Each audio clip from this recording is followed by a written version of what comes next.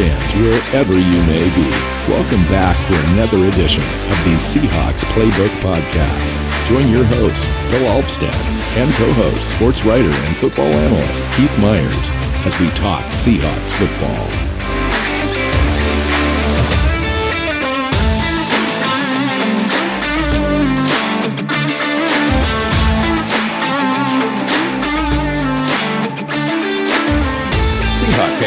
Welcome back to another edition of the Seahawks Playbook Podcast. I'm your host, Bill Alvstad, sitting down again with Mr. Keith Myers. Welcome into the show, Keith.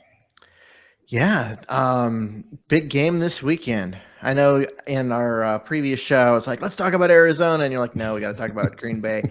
But today you can't say no. We're talking about Arizona. I'm ready for this game. Let's do it. Well, I don't want to talk about Arizona. You don't? I want to talk about the Seahawks. I want to talk about the Seahawks playing Arizona this week's game. They've been doing well. So I think I was fairly bullish on them in the fall, early, late summer, early fall, and you were just not quite sure.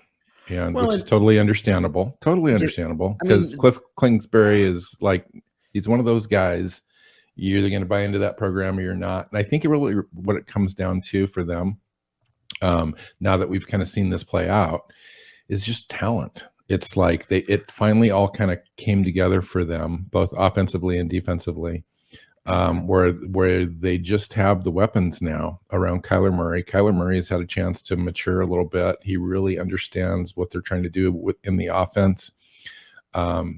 They really do a good job taking what the defense gives them, and they disguise plays really well. And you heard, at least I watched Bobby Wagner in his Thursday press conference when he talked about the offensive challenges that the Cardinals present to their defense, and one of them is just Kyler Murray.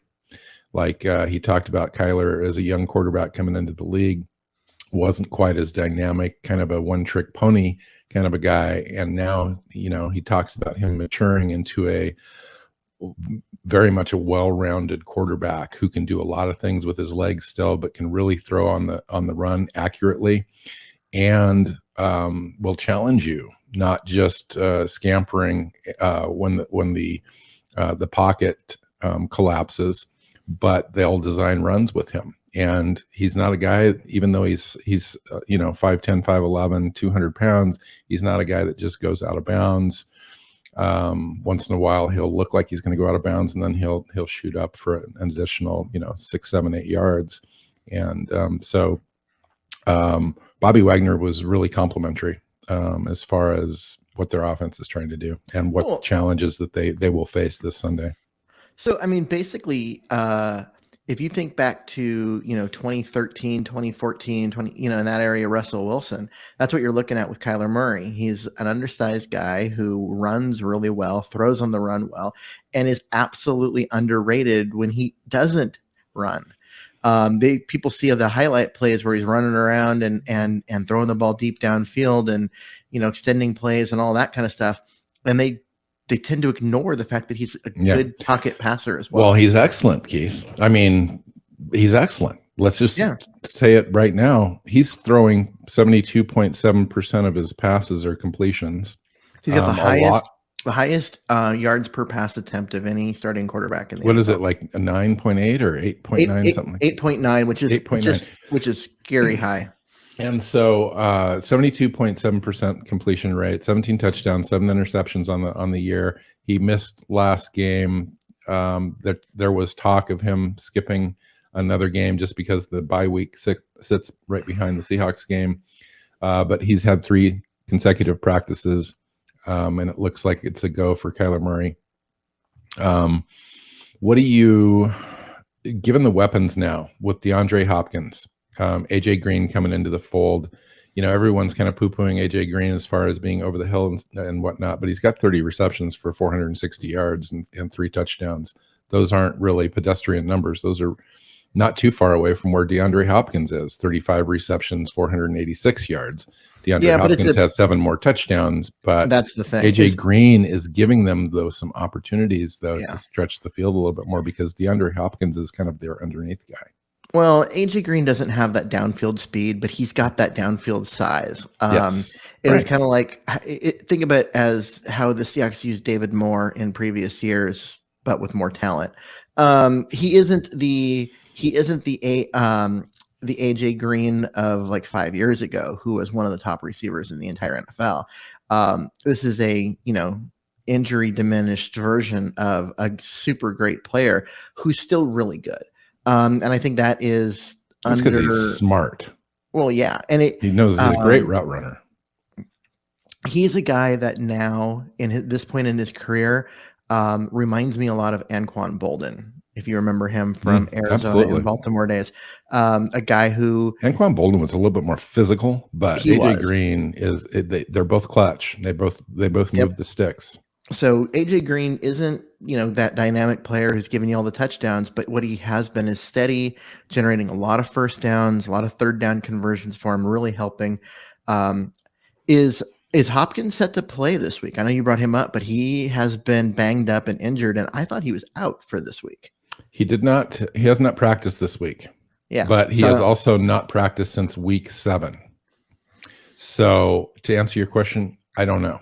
They haven't come out and said specifically if he's ruled in or out on this game. I just know that he hasn't practiced, but again, practice reports are what they are with him, and they're certainly resting him. So, well, I know he didn't play last week with the injury, and he, from what I had read, it sounded like he wasn't going to play this week, which actually puts a lot of pressure on Kyler Murray, because his top weapon isn't out there. I mean, Christian Kirk's still pretty good, and AJ Green, but not having. I'll tell you, there's a couple of weapons. There's a couple weapons though that I want to talk about. A guy that could really help in that DeAndre Hopkins role, but he's not a wide receiver. It's tight end Zach Ertz. They acquired him from Philadelphia in kind of a couple weeks before the trade deadline. He's now kind of integrated into their offense, and that does provide Kyler Murray with a tool underneath, and even some deep shots with him over the middle on a mismatch. If he gets a linebacker or a smaller safety on him, he can really take advantage of his size, and he's a great pass catcher. Cover him. This is like Jordan Brooks. I mean, and if you have Jordan Brooks on him, or let's just say it's Jamal Adams, those are the two guys that are athletic enough, right? But Adams isn't. Well, everyone's going to give up size to Zach, but you do have to make it up with athleticism. Most teams do. Most teams have guys like Jordan Brooks and Jamal Adams to cover tight ends, and he's a beast, and he's going to get his, but I don't want them to like do what he did, a few years ago in Philadelphia, and go run out for, 8 or 9 receptions for over 100 yards and a couple touchdowns. That's not what I'm wanting in this game. Well, if we can contain him to like 3 receptions for 20 or 30 yards, that would be a win for Seattle for sure. And I agree. And, but I just look at in the past when we would have, a big tight end, a player like that come in, you go, okay, who's gonna cover him? And the answer was, Cam Chancellor most of the time. And he just kind of embraced that role. KJ Wright Wright could have done that. Depending on the speed of the tight end, and even Bobby Wagner in years past has dropped back into coverage against some of these guys. But I look at the current team, and Adams isn't the coverage. It doesn't have the coverage skills. I mean, he's got the athleticism to do it. He's just he's good at other things. And you're not going to want to send your strong side linebackers into coverage against him. No, yeah. If you've got like Taylor or whatever, if you've got Darrell Taylor dropping back into coverage, you're unless you're running the zone that Seattle favors against this team, you could have a guy like Taylor cover him in the mid to short zone area, and then hand him off if they can do that smooth enough. But we'll see. That's been a kind of a challenge all year. They've gotten better at it though. They have. So the other guy I wanted to mention too that I really fell in love with, this is one of my sleeper picks in the draft back when he was drafted, is James Conner. He's one of those running backs that I kind of had in my wheelhouse way back, as a kind of an undrafted guy or a 7th round guy that I was really high on just because he had the size, weight, speed criteria that Seattle favored, and ended up going to Pittsburgh. Had a nice run there, fell into some injuries. For whatever reason, they were just done with James Conner and allowed him to leave this last season in free agency. And Arizona picked him up, and I thought it was one of the best signings in all of free agency. Because he's just really worked out. 125 rushing attempts, 493 yards, 11 touchdowns. It's not huge numbers, but in that offense where that's all they need is that element of James Conner, and those 11 touchdowns tell you everything you need to know about his effectiveness. Yeah, I'll agree with you about Conner. I mean, it was a great signing. I was rooting for him. I mean, he went to Pittsburgh, which makes it hard to root for anybody, but that wasn't his fault. But because you look at, when he was in college, this was a guy that looked like a top running back, like a guy that was going to be. I think he was at Pitt or something, right? And he just didn't have the opportunities. I just, for the life of me, I can't remember exactly where he went to school. He was a top flight guy who had cancer and missed some time and went through chemo and everything and beat it. Why am I not remembering that? And that's a great story. And that is why he was still in that recovery period. But the pre-illness James Conner was a dynamic guy. And the after illness James Conner was more plodding, and everybody still loved him. He was like, this was one of the best stories in the draft and all of that. But, he just looked like he'd lost some of that athleticism, but you root for guys like that. And he, ended up in Pittsburgh and the whole like Le'Veon Bell, like fall, that whole thing fell apart, and he just kind of stepped up into that role and was the guy, and was way better than, I think anyone could have hoped for. And I don't know why Pittsburgh let him go. Like, they just let him walk. There was no desire, no effort to keep him. And all he's done is go to Arizona and be impressive. He's really been a steadying force for that offense that needed one, because, with Kenyon Drake back there in years past, he's flashy, but he's inconsistent and all of that. Now they've got the steady presence in the running game, which exactly. It was one of those pieces that they needed to complete that offense. So a couple other pieces.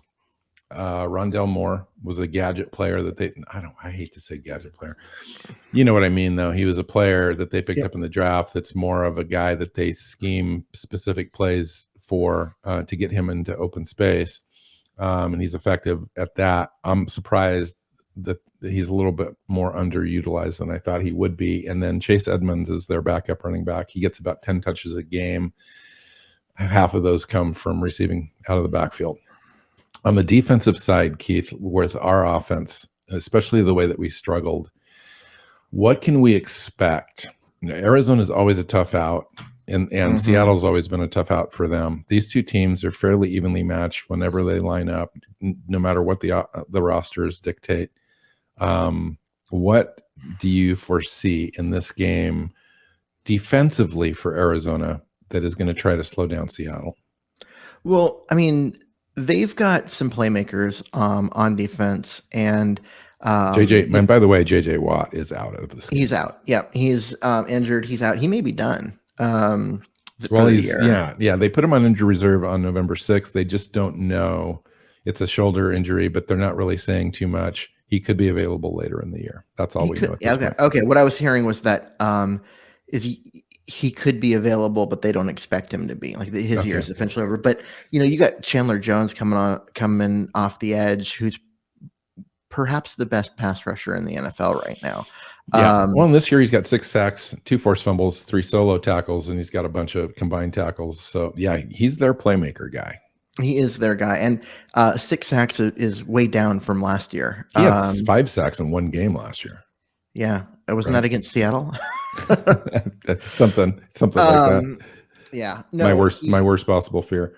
Oh God, but he is such a dynamic pass rusher, and Seattle's offensive line playing against a guy like that is a scary thing.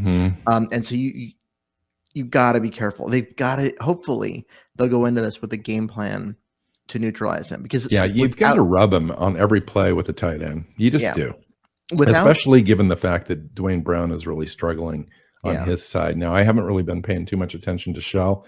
Maybe that's a good thing. We haven't really called him out, called his number out for bad plays or really good stellar play.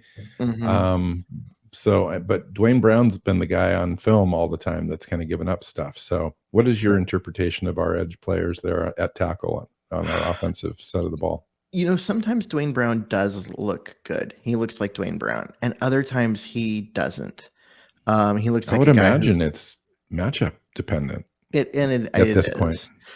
He is not the player he was in past years, is my opinion.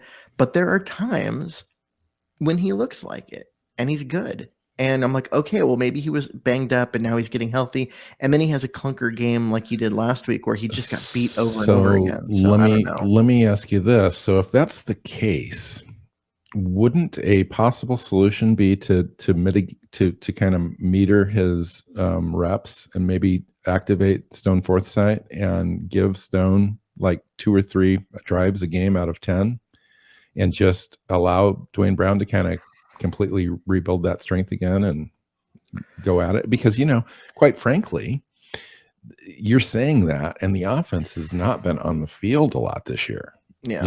As far as time of possession, total drives and stuff is just way down and close to the bottom of the league. And he's still having those challenges. Bottom of the league. I think they're 32nd in the NFL in time of possession per game.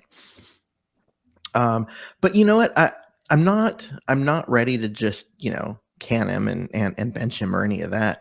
Because he's still a decent player. He's just not the Pro Bowler that we've come to expect from the last few years. I think age has just been catching up with him. And honestly, we don't know what Stone Forsythe is. We don't know. But my goodness, though, if we're going to move on from Dwayne, it might be a good idea to give him, a few drives now and again. Yeah, I mean, it wouldn't be a bad thing to have him active, so that way, like in this last game when Brown had to come out of the game, Jamarco Jones came in. Well, those snaps should be going to Forsythe. He's not the future.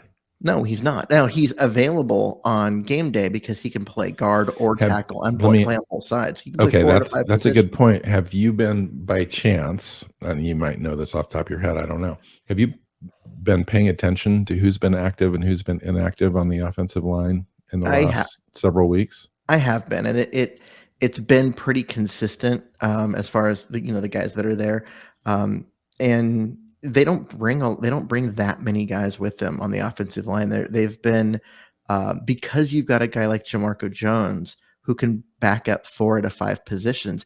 They've actually been coming in with 2 guys, 2 backups, him and Fuller. And I don't remember there being anyone else. Like Jake Curran, it would be the other one that I would like to see. Mm-hmm. But he's a right tackle and nothing else. And Forsythe is a left tackle and nothing else. And that's why they haven't been active, is because they're guys that don't offer that versatility. So if you have Forsythe active, he's there only to back up one guy. At what point do you look at this as a team strategy heading into 2022 when you've got an off season where you've got to go through free agency? You're going to have to kind of remake some of your offensive line and then go into the draft and expend draft picks on those players, to be quote unquote either starters or very competitive at right tackle and left tackle. And you don't even know what you have on your own roster because you just haven't seen any reps. I mean, they're seeing stuff in practice and maybe that's good enough for them. But what would be your strategy? I would get Curran and Forsythe some snaps. Both of them in the preseason looked good. I mean, Forsythe started out looking fairly poor, but in the first game, but in games 2 and 3, he got progressively better. Jake Curran was the surprise on the offensive line in the preseason. I mean, he looked good in all 3 games. He looks like a guy that can seriously play. I would want to see both of those guys get some snaps. Now, does that mean start them and run Russell Wilson out there behind a very shaky, unknown offensive line? No. But that would mean keep one of those 2 guys active every week and find a way to get them in the game. Get them in there for a series or 2, a drive or 2, a quarter if you can. If the game, you get a decent lead and you're going to start leaning on your running game, that would be a great time to get Jake Curran in there, who looks like he could be a road grader. If you're just take the opportunity to get the guys some snaps so that way you can evaluate them. They can watch the tape. That self-scouting in their first offseason is huge for their development. Their ability to look at their own plays and learn from what happened is so much better than watching tape of other people. And so you got to give them that opportunity. Give them something to scout.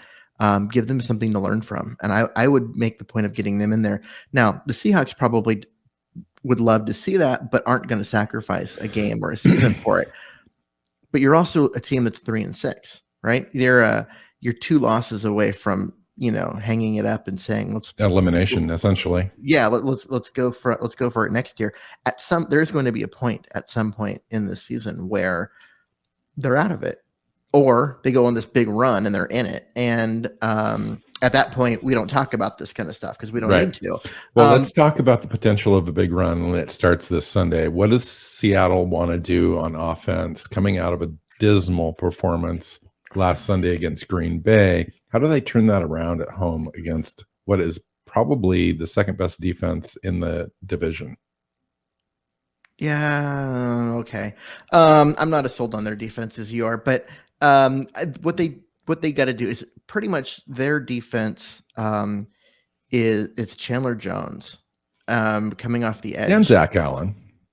Yes, I mean Zach Allen's a really good 5-tech. Or basically plays a kind of a 5-tech role for them. Yeah, but he cleans up a lot of stuff. He's a kind of a carry. He's an edge setter. Yeah, he's a carry hider type. True. He's a good player. Don't want to say that, but is he a tilt the field guy? No, he's really not. And so I would say that you've got to find a way to neutralize Chandler Jones. And if you can do that and give Russell Wilson that extra second to get the ball out, you're going to be okay offensively. I also want to see them find some balance, run the ball, give the ball to Alex Collins or Chris Carson if Carson's available. It doesn't sound like Chris is going to be available. No, it doesn't. But and I know that Collins is also banged up with a groin injury, and he's like toughing it out because the team doesn't have anyone else. God, it'd be a great time for Penny to be a great running back, wouldn't it? Yeah, I think that ship has sailed. At least for this team. Yeah, I mean, they need. Despite the injury status of the running backs, they need to run the ball. They need. Yeah, well, DJ Dallas has been looking good. He's been particularly stellar on returning kicks this year. It's just been amazing. I think he's averaging close to 27 yards a return, which is close to being in the top 5 in the NFL. Yeah, he's one of the better kick returners in the NFL this year, which excuse me, is weird to think about because he's such an afterthought in the offense. But yet he's so dynamic on kick returns, and you're like, well, how do we take advantage of that? How do we take advantage of that dynamicness? I know, Keith. I know. I know. I think what it comes down to is his role is going to be catching the ball out of the backfield where he's got some space and a chance to use those skills that make him so good. We've been saying that all year.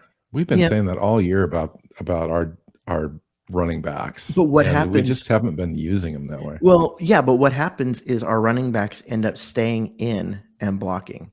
They're being used as a blocker way more than they're been able to get out into routes because they have to, because the offensive line's been so porous. And honestly, Dallas isn't particularly good at pass blocking at this stage in his career. Homer's actually better, which is crazy. He is better. And actually, Homer had a pretty decent year. He has played significantly better this year than I would have expected.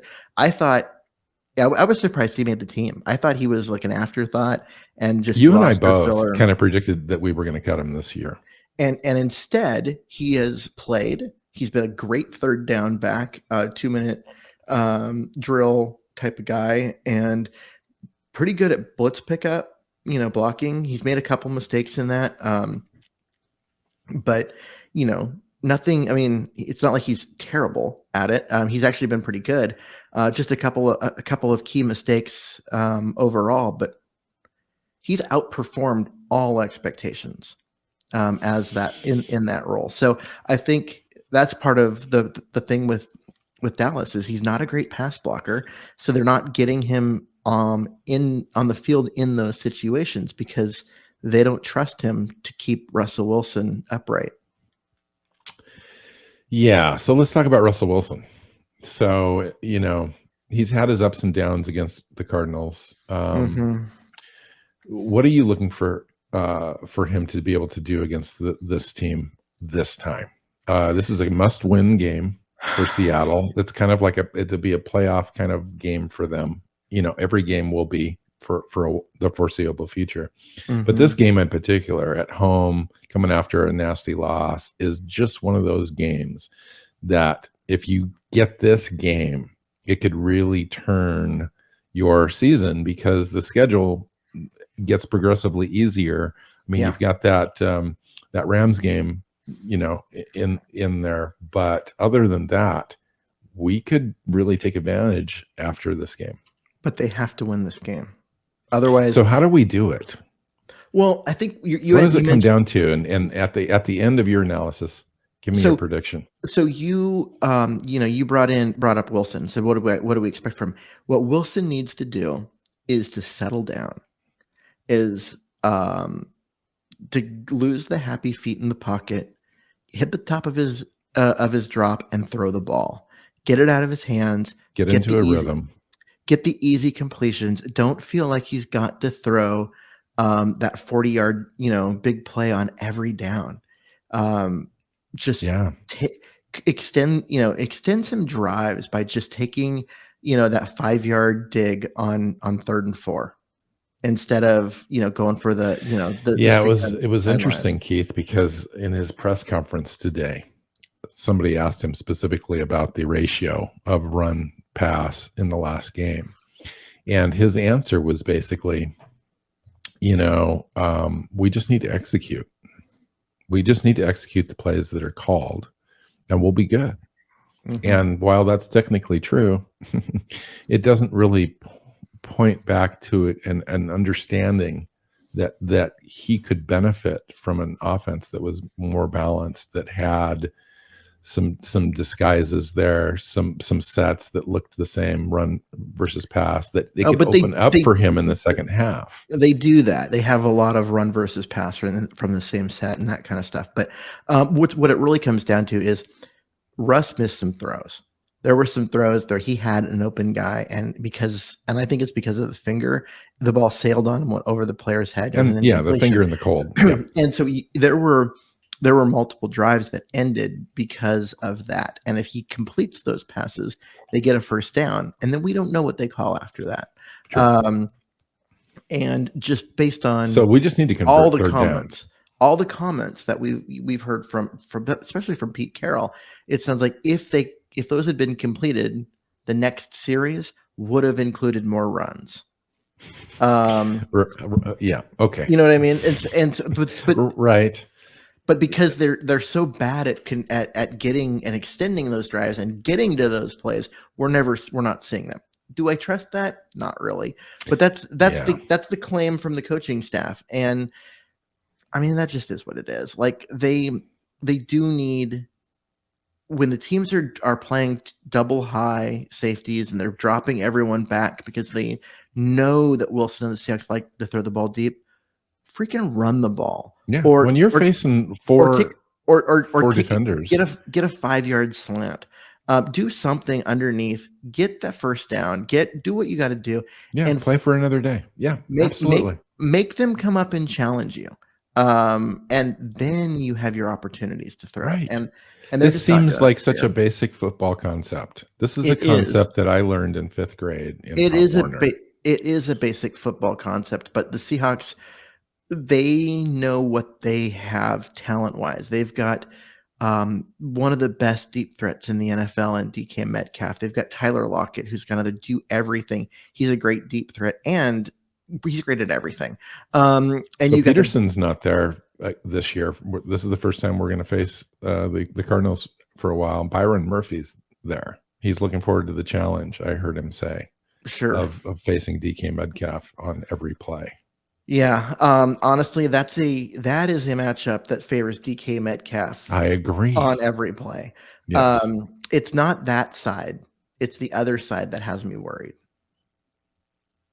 So, and yeah, because DK Metcalf should eat in this game. He should just feast. So is Marco Wilson the other corner, or who's the other corner? I can't remember. That's not who I would. And Budda Baker's over there roaming around. Budda Baker is the guy I'm thinking of, because he's their free safety / slot corner / I don't know. Right. He's everything. Swiss Army knife of awesome. That guy is way better than I ever expected him to be. He's more than a playmaker, because he literally does everything. He can do everything from being the single high safety and actually get sideline to sideline to rushing the passer.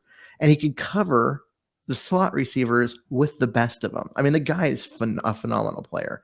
So give me a prediction, Keith. We're at that point in the show where I'm looking for a number. You first. Mainly because I yeah, right. I don't know what to expect from Seattle's offense. Seattle's defense has been playing really consistent, and you almost feel like they're going to play consistent again and figure out a way to slow Kyler Murray and company down. And the Cardinals have lost 2 out of the last 3 games, and the last one they lost 34-10 versus the Panthers. Of course, they were quarterback challenged in that game, but nonetheless, that's a lot of points to give up. And they lost 24-21 against the Packers on October 28th, just a little while ago. So, and they scored 17 points they scored 31 against the 49ers. I think that I'm going to go somewhat conservative in this game just because of the history. It seems like there's been low-scoring affairs more than there's been high-scoring contests between these two teams. So I'm going to go like 23-17.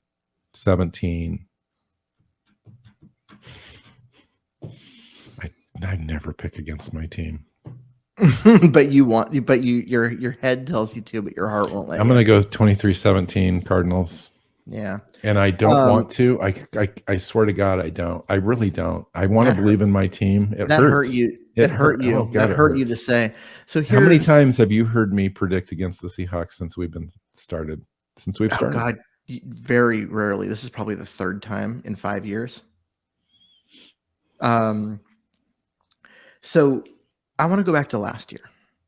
And the Cardinals got off to this hot start. They were the team. They were 8-0, I believe. Kyler Murray gets hurt. And when Kyler Murray's not 100%, he doesn't play as well. And that team fell off a cliff. So now we got this year. They are the team. They were clearly the best team in the NFC for a while.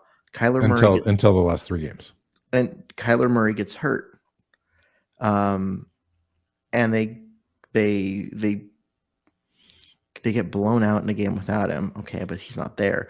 But even as he comes back, he's coming back and not being 100%. It's an ankle. Yeah. A guy that relies on his speed, legs agility. A lot. Yeah. Yes. And the thing is that, does he need to rely on his legs? No, he's got the talent and the ability and the skill to play and be awesome without all that stuff. But when you are, and we see this with Wilson, right? Yes. There are times where he believes that he can get out of a situation and extend a play. And then sometimes his body just doesn't do what he wants it to. It's just not there like it normally would be. And that's what happened last year at the second half of the year with Kyler Murray, and he would. So you're saying that he's just easier to defend if he's one-dimensional? Yes, he is, because he's so dynamic. And you're thinking that he's going to come into this game somewhat one-dimensional and limited. Yeah, and what happens is he gets sacked more, because it's not that he can't throw the ball from the pocket, because he absolutely can. He's really good at it. But when he starts to feel the rush and he tries to spin out of it and cut and get away from the pressure through the pocket and extend a play, and now suddenly the ankle is not there and the agility is not there, and instead he gets sacked. He doesn't get away like he normally would. Those are the plays that hurt Kyler Murray last year. And I want, I don't know what to expect, because I don't know the current state of his ankle. But the fact that he missed last game, he might miss this. There was a lot of concern that he would miss this game against Seattle. But then turns out he's going to play. It makes me think his ankle's not 100%. We might end up seeing more of that. And if a hobbled Kyler Murray is a problem for them. Not that he can't win from the pocket. It's just that his instincts are to do other things. Same way with Russell Wilson, right? He can win from the pocket, but his instincts tell him to do other things. I think it would be foolish to throw Kyler Murray out there not being 100% before a bye week in a year where you're going to be in command of. You're going to be in the playoffs. Against the Seattle team on the road, just seems kind of weird to me to do that. But you want to put your best players out there in a position to be successful, and this is a game they probably feel like they could get and notch it up as a win, and every win is important in the NFL. No, they can't say that they're going to win anything if Murray doesn't play.